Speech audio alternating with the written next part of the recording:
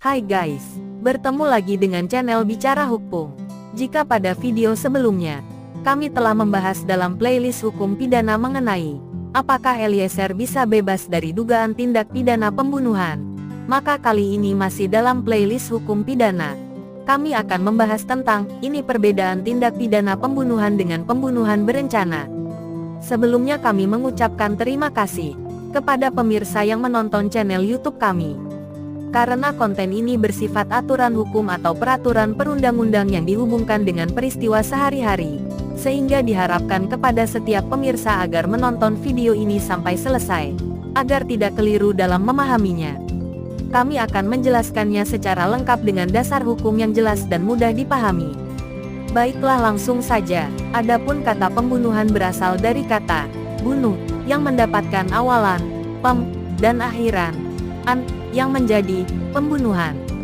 Sehingga pembunuhan berarti perkara atau perbuatan membunuh.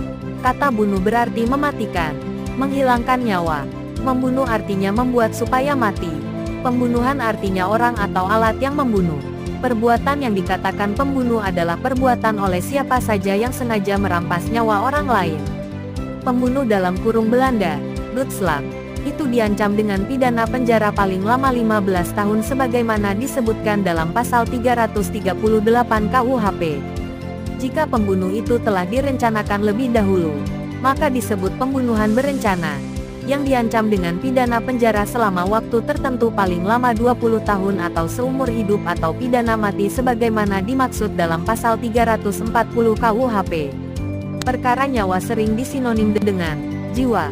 Pembunuhan adalah suatu perbuatan yang dilakukan sehingga menyebabkan hilangnya seseorang dengan sebab perbuatan menghilangkan nyawa. Dalam pasal 338 sampai 340 KUHP, menjelaskan tentang pembunuhan atau kejahatan terhadap jiwa orang. Kejahatan ini dinamakan makar mati, atau pembunuhan dalam kurung doodslag. Pembunuhan secara yuridis diatur dalam pasal 338 KUHP, yang mengatakan bahwa barang siapa dengan sengaja menghilangkan nyawa orang lain, karena bersalah telah melakukan pembunuhan, dipidana dengan pidana penjara selama-lamanya 15 tahun. Dikatakan melakukan tindak pidana pembunuhan dengan kesengajaan adalah apabila orang tersebut memang menghendaki perbuatan tersebut, baik atas kelakuan maupun akibat atau keadaan yang timbul karenanya. Jadi kesimpulannya yang dimaksud pembunuhan adalah suatu proses perampasan, peniadaan atau menghilangkan nyawa seseorang yang dilakukan oleh orang lain. Berdasarkan unsur tindak pidana pembunuhan dapat dibedakan menjadi a. Pembunuhan biasa. Tindak pidana ini diatur dalam pasal 338 KUHP yang merumuskan bahwa barang siapa dengan sengaja merampas nyawa orang lain diancam karena pembunuhan dengan pidana penjara paling lama 15 tahun. b. Pembunuhan berencana. Tindak pidana ini diatur dalam pasal 340 KUHP, yang menyebutkan sebagai berikut: barang siapa dengan sengaja dan dengan direncanakan terlebih dahulu merampas nyawa orang lain, diancam karena pembunuhan berencana, dengan pidana mati atau pidana penjara seumur hidup atau pidana penjara selama waktu tertentu paling lama 20 tahun. Ancaman pidana pada pembunuhan berencana ini lebih berat dari pidana pembunuhan yang ada pada pasal 338 KUHP, bahkan merupakan pembunuhan dengan ancaman pidana paling berat, yaitu pidana mati. Selain diancam dengan pidana mati, pelaku tindak pidana pembunuhan berencana juga dapat dipidana penjara seumur hidup atau selama waktu tertentu paling lama 20 tahun.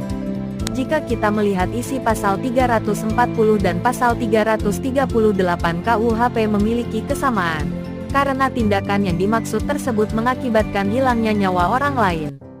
Namun yang membedakannya adalah pembunuhan berencana. Pasal 340 KUHP, unsur-unsurnya yaitu 1. Barang siapa. 2. Dengan sengaja. 3. Dengan direncanakan terlebih dahulu menghilangkan nyawa orang lain. Sedangkan pembunuhan biasa sebagaimana dimaksud dalam pasal 338 KUHP, unsurnya yaitu 1. Barang siapa. 2. Dengan sengaja. 3. Menghilangkan nyawa orang lain.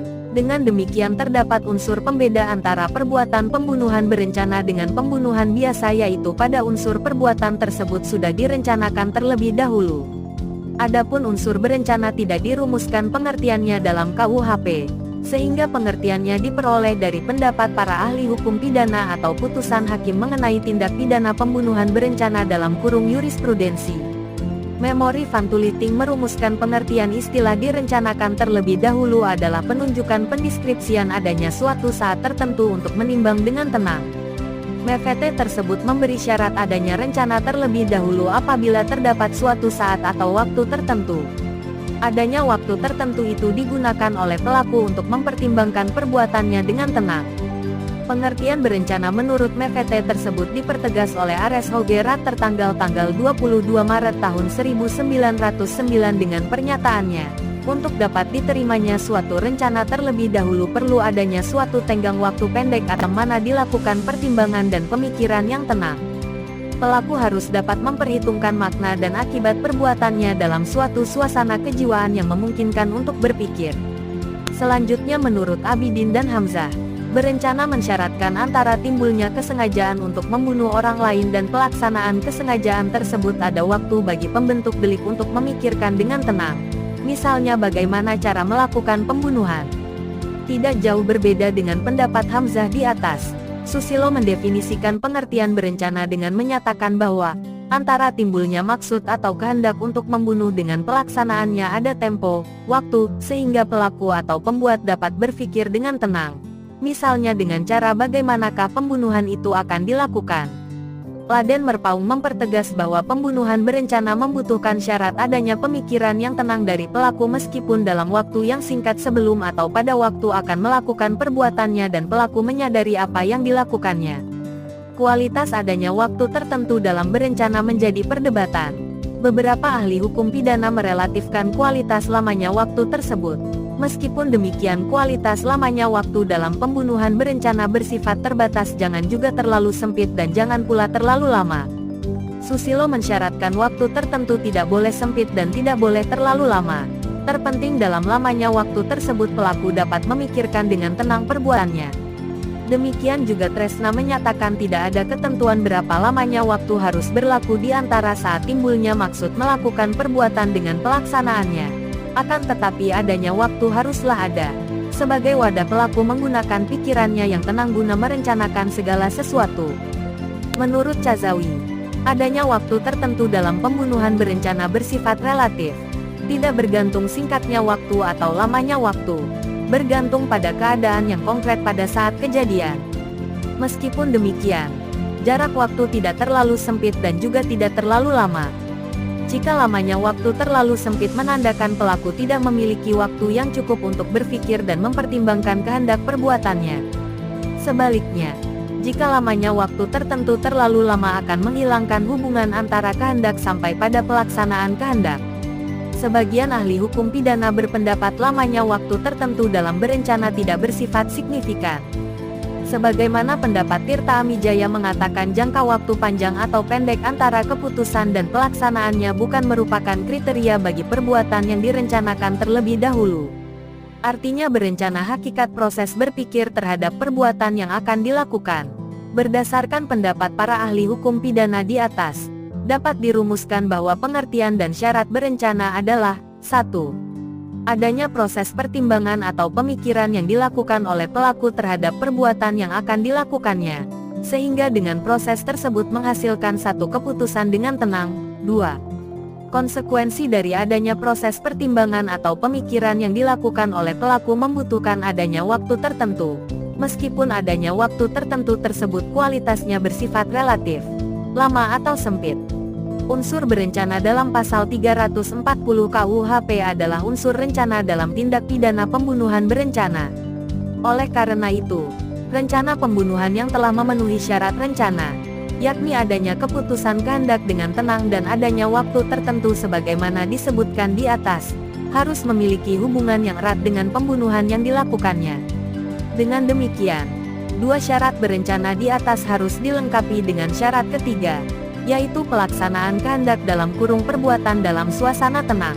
Atma Sasmita mempertegas mengenai syarat yang ketiga di atas, dengan pertanyaan, pada tahap manakah perbuatan seseorang dimintai pertanggungjawaban secara hukum? Apakah pada saat adanya niat permulaan? Apakah pada saat adanya niat untuk berbuat? Apakah pada saat ada gerakan tubuh? Atau pada saat melakukan tindakan atau perbuatan? Menurut Atma Sasmita, hukum pidana hanya melihat pada aspek yang tampak saja, yakni tahap keempat, pada saat melakukan perbuatan atau tindak pidana. Apa yang dinyatakan Atma Sasmita tersebut sesuai dengan pendapat Remeling yang menyatakan, hukum pidana tidak menjangkau lebih jauh terhadap apa yang ada dalam pikiran manusia. Pendapat Atma Sasmita di atas menegaskan seseorang dapat dimintai pertanggungjawaban pidana pada saat seseorang telah melakukan perbuatan atau tindak pidana. Karena hukum pidana tidak dapat menjangkau lebih jauh terhadap apa yang ada dalam pikiran manusia. Demikian juga dalam tindak pidana pembunuhan berencana. Seseorang dapat dimintai pertanggungjawaban pidana jika dia telah melakukan perencanaan dan perencanaan itu dilakukan untuk melakukan pembunuhan terhadap orang yang telah direncanakan sebelumnya. Berdasarkan beberapa pengertian unsur adanya rencana terlebih dahulu di atas, Cazami merangkumnya dengan menjadi 3 syarat untuk dinyatakan terpenuhinya unsur adanya rencana terlebih dahulu. 1. Memutuskan kehendak dengan tenang. 2. Ada ketersediaan waktu yang cukup sejak timbulnya kehendak sampai dengan pelaksanaan kehendak. Dan 3. Pelaksanaan kehendak dalam kurung perbuatan dalam suasana tenang.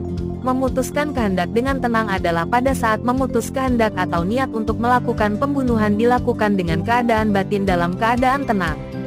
Keadaan batin yang tenang adalah keadaan yang tidak tergesa-gesa atau tiba-tiba, tidak dalam keadaan terpaksa atau emosi yang tinggi. Artinya pada saat memutuskan kehendak untuk mau melakukan pembunuhan diputuskan tidak dengan tergesa-gesa, dipikirkan keuntungan dan kerugiannya serta akibatnya. Tidak juga kehendak itu muncul dengan tiba-tiba. Ada proses pertimbangan yang matang. Indikator dari memutuskan kehendak dengan tenang. Sebelum timbulnya kehendak, telah dipikirkan keuntungan dan kerugian serta akibat yang akan ditimbulkan dari kehendak yang akan diputuskan tersebut. Pada saat mempertimbangkan kehendak tersebut dilakukan dalam keadaan tenang, sehingga pertimbangan kehendak tersebut benar-benar dilakukan dengan keadaan yang tenang. Syarat adanya ketersediaan waktu yang cukup mulai dari adanya kehendak sampai pada pelaksanaan kehendak bersifat relatif, tidak tergantung pada lama atau sebentar waktu yang dibutuhkan, bergantung pada keadaan yang konkret pada saat kejadian. Terpenting dari adanya tenggang waktu tersebut, adanya hubungan antara kehendak dengan pelaksanaan kehendak. Hubungan ini dapat dilihat dari indikator penggunaan waktu tersebut, yaitu 1.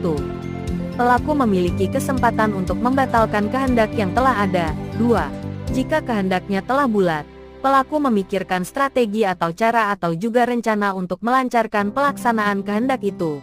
Misalnya cara yang digunakan, alat bantu yang akan digunakan dan lainnya. Mengenai syarat, pelaksanaan kehendak pembunuhan dilakukan dalam suasana batin yang tenang. Syarat ketiga ini merupakan syarat yang esensial atau penting. Suasana pelaksanaan pembunuhan yang tenang itu adalah keadaan batin pelaku dalam melaksanakan pembunuhan tidak dalam suasana yang tergesa-gesa, amarah yang tinggi, rasa takut yang berlebihan, dan lain sebagainya. Syarat berencana dapat terbentuk sejak terpenuhinya syarat pertama dan kedua, yakni adanya pertimbangan kehendak dan adanya tenggang waktu yang cukup mulai adanya kehendak sampai pelaksanaan kehendak. Namun dua syarat tersebut tidak dapat disebut telah memenuhi unsur berencana jika tidak ada pelaksanaan kehendak. Jadi syarat ketiga, yakni pelaksanaan kehendak menjadi penentu adanya unsur rencana atau tidak. Syarat ketiga ini bukanlah untuk membuktikan adanya rencana, tetapi untuk membuktikan adanya pembunuhan berencana. Sehingga syarat ketiga ini menjadi penting. Jikalau kita melihat penjelasan di atas, menunjukkan kalau yang membedakan antara pembunuhan berencana dan pembunuhan biasa adalah pada unsur perencanaannya. Kalau dalam pembunuhan biasa tidak ada unsur perencanaan, di mana antara niat dan eksekusi dilakukan secara bersama-sama. Jadi secara sederhana dapat dikatakan pembunuhan biasa adalah pembunuhan yang dilakukan saat pelaku berkeinginan untuk membunuh kemudian langsung melakukan eksekusi. Jadi waktu yang digunakan hampir bersamaan dengan niat. Adapun mayoritas tindak pidana pembunuhan biasa terjadi karena emosi sesaat, saat pelaku merasa tersinggung kemudian langsung melakukan eksekusi. Selain karena emosi sesaat, kemudian ciri khas eksekusi dari pembunuhan biasa adalah menggunakan senjata yang berada di samping atau sekitar pelaku. Demikian guys pembahasan kami kali ini. Semoga bagi setiap pemirsa yang telah menonton tayangan ini dapat mengetahui perbedaan antara tindak pidana pembunuhan dengan pembunuhan berencana. Jangan lupa untuk mensubscribe channel YouTube kami dan menyalakan tanda loncengnya. Karena pada video berikutnya, kami masih akan membahas konten-konten hukum yang menarik lainnya. Jika ada pertanyaan menyangkut konten saat ini, silahkan ditanyakan di kolom komentar. Terima kasih dan sampai jumpa pada video kami selanjutnya.